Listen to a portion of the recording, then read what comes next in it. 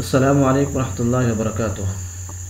Acknowledgement of Arabic literature کے channel پر ہم آپ کو خوش آمدید کہتے ہیں اور امید کرتے ہیں کہ انشاءاللہ ہماری یہ ویڈیوز آپ کو پسند آئیں گی اور آپ کے علم میں اضافے کا سبب بنیں گی۔ تو لیجیے ناظرین، عربی زبان و ادب کے لیے بہت سارے علوم کا جاننا ضروری ہے۔ ان میں سے ایک اہم ترین علم ہمارا آج کا موضوع سخن ہوگا اور وہ ہے علم نحو۔ علم نحو کی اہمیت سے انکار نہیں کیا جا سکتا، بلکہ یہ عربی زبان و ادب کے لیے بات کی حیثیت رکھتا ہے، جیسا کہ مشہور مقولہ ہے الصرف ام العلوم والنحو ابوہا۔ تو اس لیے آج کے اس ویڈیو کے اندر علم نحو اور اس کے مندرجہ ذیل چیزوں کے بارے میں اختصار کے ساتھ بات چیت ہوگی۔ علم نحو کی لغوی اور اصطلاحی تعریف کیا ہے، وجہ تسمیہ یعنی اس علم کا نام نحو کیوں رکھا گیا، اور اس کی غرض و غایت یعنی اس کے پڑھنے کے فوائد کیا ہیں اور اس کے نہ پڑھنے کے نقصانات کیا ہیں۔ اس کے بعد مؤسسین علم نحو یعنی وہ عظیم المرتبت شخصیات جنہوں نے اس علم کو ایجاد کیا، اختصار کے ساتھ ان کا تذکرہ ہوگا۔ اس کے بعد طبقات یا مدارس نحویہ، وہ بھی انشاءاللہ آپ کے سامنے ذکر کیے جائیں گے، اور آخر میں اہم کتب نحویہ، امہات الکتب النحویہ یعنی وہ کتابیں جن کے بغیر نحو کی تاریخ مکمل نہیں ہو سکتی، وہ کتابیں جن کا جاننا نحوی کے لیے اور نحو کے پڑھنے والے کے لیے از حد ضروری ہے۔ تو سامعین، سب سے پہلے چیز نحو کے لغوی اور اصطلاحی معنی۔ نحو کے لغوی معنی بہت زیادہ ہیں، جیسا کہ ایک شاعر نے ایک شعر کے اندر اس کے 7 معنی کا تذکرہ کیا ہے۔ وہ قصد ہے، مثال ہے، مقدار ہے، ناحیہ ہے، نوع ہے، بعض ہے، حرف ہے، اور ان کی تفصیل کچھ اس طرح مثالوں کے ساتھ بیان کی جا سکتی ہے۔ القصد نحوت نحوک اے قصدتک، المثل سررت بضیف نحوک اے بمثلک، مقدار جیسا کہ کہا جاتا ہے عندی نحو 1100، تو یہ نحو بمعنی مقدار کی ہے۔ اسی طرح ناحیہ اور جہت کے معنی میں جیسے قدمت نحو منزلک اے جہت منزلک۔ نوع اور قسم کا معنی بھی آتا ہے، جیسا کہ کہا جاتا ہے لہذا الکتاب 7 انحاء، تو یہاں انحاء بمعنی اقسام کی ہے۔ بعض کا معنی جیسے اکلت نحو الارز اے بعض الارز۔ حرف اور تحریف کا معنی جیسے ینحى الکلام اے یحرف الکلام۔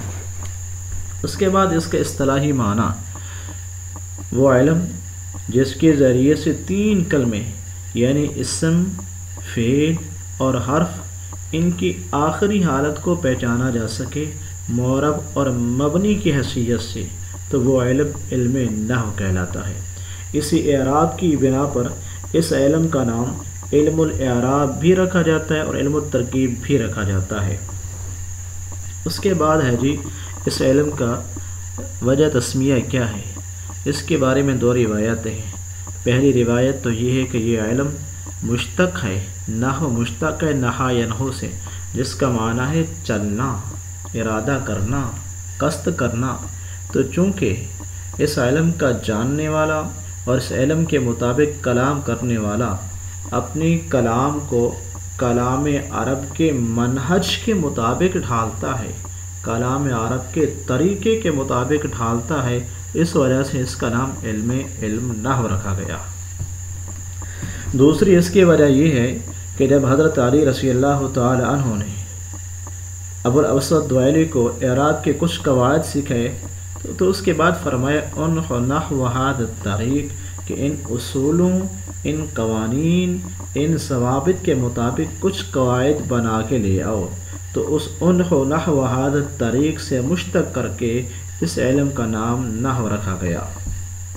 باقی اس کی غرض و غایت کیا ہے کہ صیانۃ الذہن عن الخطأ اللفظی فی کلام العرب، یعنی کلام عرب کے اندر لفظی غلطی سے بچنا ہے تو علم نحو کو فالو کرنا پڑے گا، تو اس علم کے ذریعے سے ہم غلطی سے بچ سکتے ہیں۔ اس کے بعد کس نے اس علم کو وضع کیا؟ اس بارے میں دو قول ہیں۔ ایک قول جمہور لغویین اور نحویین کا ہے، وہ یہ ہے کہ اس کا باعث اول ابو الاسود دؤیلی ہے، جس نے اس علم کو وضع کیا، جس نے اس علم کو ایجاد کیا حضرت علی رضی اللہ تعالی عنہ کے حکم کے مطابق۔ پھر ان سے دوسری شخصیات مثلاً خلیل بن احمد الفراہیدی، سیبویہ، ابو عمر بن علا وغیرہ نے اس علم کو لیا اور آگے پھیلایا۔ دوسرا قول جو ہے بعض علماء کا ہے، وہ یہ ہے کہ اس کا واضح اول حضرت علی رضی اللہ تعالی عنہ ہے، کیونکہ انہوں نے پہلے خود کچھ چیزیں بنائی، باب الفاعل، باب المفعول، باب المضاف، یہ چیزیں بنائی۔ پھر اس کے بعد حضرت ابو الاسود دؤیلی کو حکم دیا کہ ان قواعد کے مطابق کچھ چیزیں بنا کے لے آؤ، تو انہوں نے پہلے بنائی اور ابو الاسود دؤیلی نے بعد میں بنائی، تو اس لیے اس کا واضح اول اور مؤسس اول حضرت علی رضی اللہ عنہ ہیں۔ اس کے بعد ایک مدارس نحویہ۔ جب بھی مدارس نحویہ کا تذکرہ آتا ہے تو دو مدرسے بصریین اور کوفیین ہمارے سامنے گھومنے لگ جاتے ہیں، حالانکہ ان کے علاوہ اور بھی مدارس ہیں۔ تو ان میں سے سب سے پہلا مدرسہ بصریہ ہے۔ یہ پہلا مدرسہ ہے جس نے تاریخ نحو کے اندر بہت زیادہ اہم کردار ادا کیا ہے، اور ان کی شخصیات میں سیبویہ، زجاج، مبرد اور سیرفی وغیرہ ہے۔ دوسرے نمبر پہ مدرسہ کوفیہ، جو مدرسہ بصریہ کے مد مقابل بنا، اور انہوں نے بھی تاریخ نحو کے اندر، تطویر نحو کے اندر اہم کردار ادا کیا، اور ان کے رجال میں، ان کے زعماء میں کسائی، فرا، ثعلب وغیرہ ہے۔ تیسرے نمبر پر ہے مدرسہ بغدادیہ، اور یہ وہ مدرسہ ہے جو ان دونوں مدارس کے درمیان کی راہ پر چلتا رہا ہے، اور ان کے رواد میں، ان کے زعماء میں ابن کسان، ابن جنی اور زمخشری ہے۔ اس کے بعد ہے مدرسہ اندلسیہ، یہ وہ مدرسہ ہے جس نے مغرب کے اندر علم نحو کی قندیلوں کو روشن کیا، اور ان کے لیڈروں میں، ان کے زعماء میں ابن عصفور اور ابن مالک ہے۔ پانچویں نمبر پر ہے مدرسہ مصریہ، جنہوں نے مصر کے اندر علم نحو کو ترقی دی ہے، اور وہ ابن ہشام، ابن حاجب، امام سیوطی۔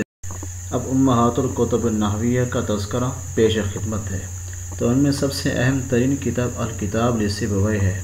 اس کے بارے میں کہا جاتا ہے اس جیسی کتاب نہ اس سے پہلے نہ اس کے بعد نحو میں تالیف ہوئی ہے۔